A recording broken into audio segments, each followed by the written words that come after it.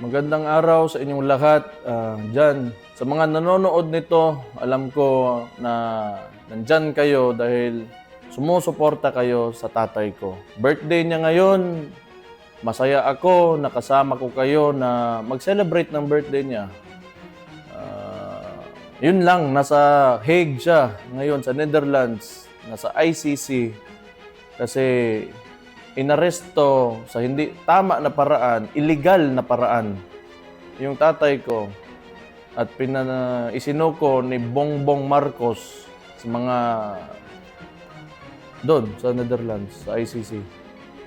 So, kahit ganon ang nangyari, masaya pa rin ako kasi nakikita ko yung suporta nyo. So, malaking bagay yan sa amin. Gusto ko malaman nyo na malaking bagay talaga yan. At huwag na tayong tumigil hanggat sa hindi makabalik si PRRD.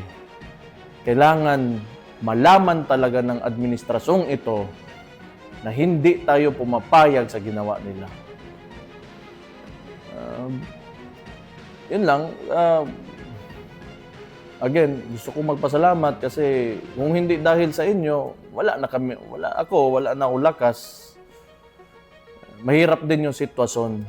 Alam ko, marami tayong nasasaktan ngayon dahil sa nangyari, pero mahalaga talaga na lumaban tayo. Hindi pwede na tayo ay magpapatalo lamang. So, kailangan pakita natin na hindi tayo talaga pumapayag. So again, maraming salamat talaga sa inyo. Marami kayong oras na pwedeng ibigay sa ibang bagay, pero andyan kayo ngayon, andito kayo, nakikinig sa akin. Wala akong masabi sa inyo. So, mahal na mahal ko kayo dahil sa pinapakita niyong suporta sa tatay ko. So, isa pa, dahil ito ay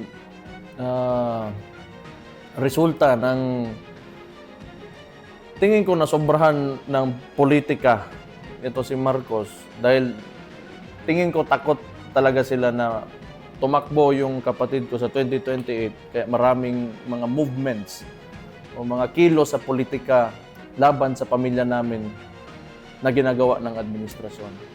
So, gusto ko lang dahil I want to take this opportunity na wag natin kalimutan yung mga issue yung sa GAA, pati yung sa PhilHealth ng mga pera na hindi nila masagot at yung kung paano ginagamit ang ayuda ngayon para sa eleksyon. Yun ang mahalaga rin. Hindi natin patuloy na i-question natin at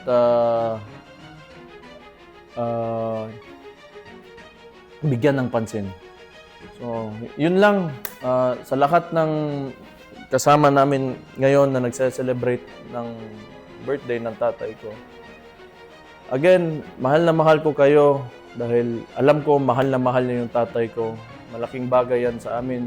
So, thank you very much and God bless you all and mabuhay kayong lahat mga Pilipino.